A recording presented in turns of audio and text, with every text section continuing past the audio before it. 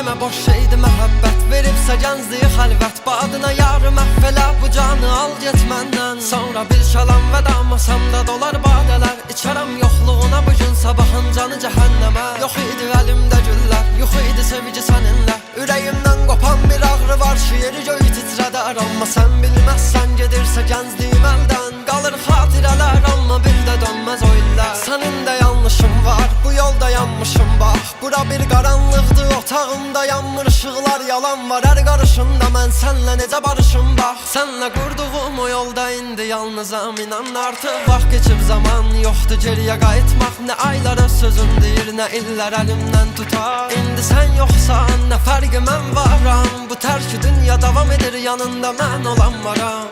Mən ən gözəl günlərimi sənlə yaşardım. Dil dolaşarmı, qürurum həddini aşarmı? Bir acı söz bir ev yıxar bərabərində. Mənim itirdiyim yıxılan əmin o evim sənsən. Demə boş şeydi məhəbbət, veribsə gəncliyi xəlvət. Badına yarı məhvələ, bu canı al get məndən. Sonra bir şalam vəda, masamda dolar badələr. İçərəm yoxluğuna bugün, sabahın canı cəhənnəmə. Yox idi əlimdə güllər, yox idi sevici səninlə. Ürəyimdən qopan bir ağrı var, şiiri göy titrədər. Amma sən bilməzsən, gedirsə gəncliyim əldən. Qalır xatirələr, amma bir də dönməz o illər.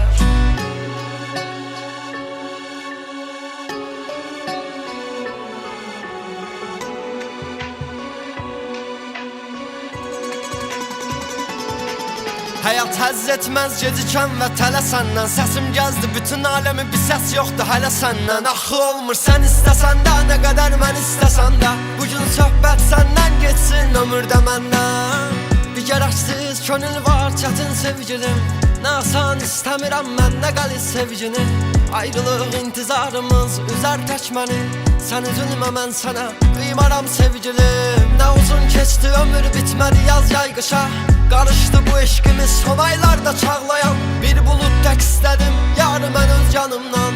Amma olmur istəməklə, olmur əziz. Demə boş şeydi məhəbbət, veribsə gəncliyi xəlvət. Badına yarı məhvələ, bu canı al get məndən. Sonra bir şalam vəda, masamda dolar badələr. İçərəm yoxluğuna bugün, sabahın canı cəhənnəmə. Yox idi əlimdə güllər, yox idi sevici səninlə. Ürəyimdən qopan bir ağrı var, şiiri göy titrədər. Amma sən bilməzsən, gedirsə gəncliyi